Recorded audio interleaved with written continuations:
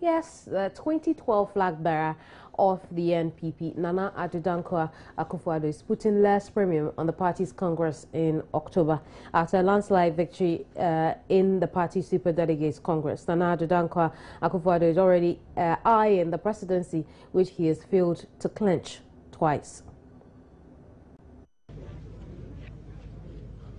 I myself re-emphasize my commitment to working for a united MPP, focused on a common opponent, whom we must beat convincingly in the 2016 elections. Our nation must be put back again on the path to prosperity. Even though the work ahead will be arduous, I am confident that together we will answer the call of the Ghanaian people for a new beginning, a new path away from corruption, incompetence, and mismanagement. The youth and people of our country need jobs, good education, quality health care, decent housing, and an enhanced standard of living. Without running ahead of myself, I can say that an MPP government under my leadership will make these things a reality. Today and together, we can rally the Ghanaian people to regain confidence in our future, to believe in the bright horizon and compelling prospects that await the Black Star of Africa, to be convinced that with purposeful leadership, we can claim our rightful position in the affairs of Africa and of the world. We cannot and will not fail the people of Ghana.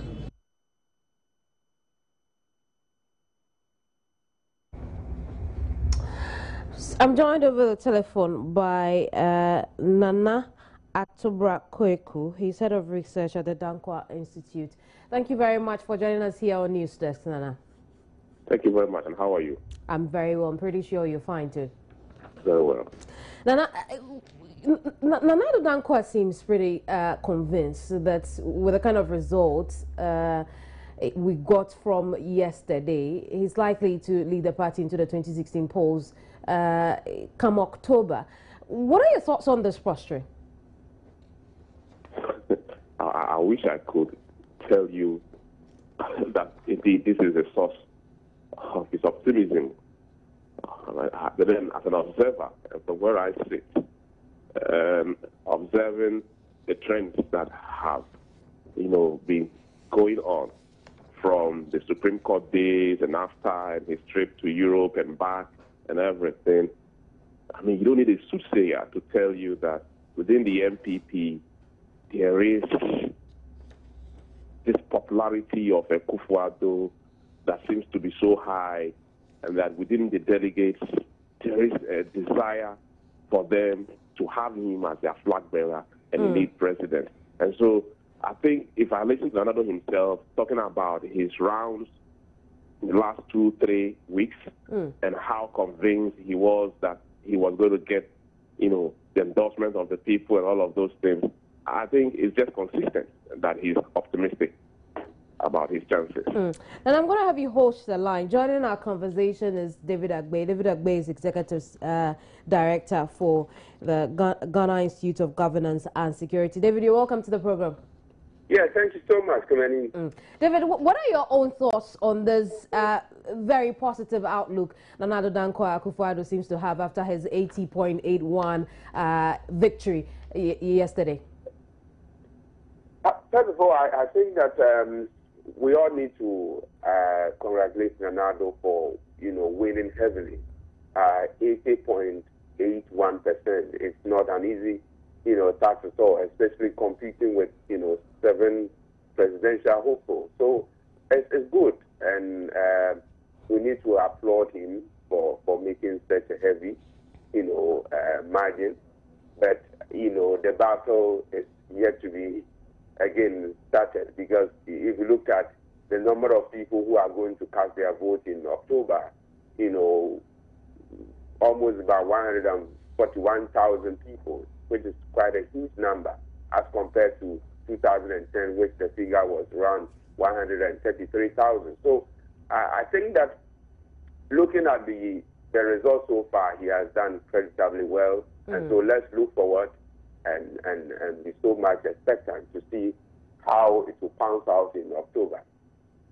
Nana, you do some research. With this 80.81% victory in the Special Delegates Congress, what sort of impact could it have on the National Delegates Congress in October? It could have a very huge impact. Indeed, it will be very difficult to,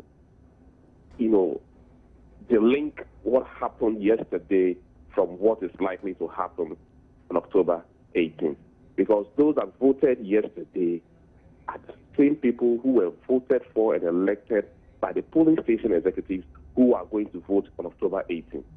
And if those that voted yesterday were voting according to the wishes and aspirations of those who elected them, then it should not be too far-fetched to expect that those that will vote on October 18th will give a reflection consistent with what happened yesterday. And so I don't think you can delink what happened yesterday to what is likely to happen on October the 18th. Indeed, because the numbers are going to be huge, it is possible that it might even be a bigger margin than what happened yesterday. David, what do you see happening? Yes, the world is full of all kinds of uncertainty. So we want to monitor grounds and see how best each and every one, especially now, yesterday I predicted that some of them could even pull out. And we've, seen that this morning, Joe Gaff said that he is no more interested. Absolutely. Other, hopeful, yes, could also say that they are no more interested. And I indicated that if within this kind of policies, people could be plotted, within just to try to make up the number and later on, use it as a bargaining chip. And so all things could happen in politics. So we just want to wait and monitor the ground closely and see how each and everyone is going to behave, especially in terms of crafting their messages, in terms of how best people will be able to have a certain level of confidence and trust in them and be able to also weigh the attitude of Ghanaians. For instance, are they interested in an Addo? Are they interested in a Lanchramantin? Or my man, Nimo, for instance, he surprised almost everybody. Nobody thought that Nimo could garner more votes than Dr. Akuffo Addo and co. So it's more interesting. And we want David, I'm sorry I have to button the conversation at this point.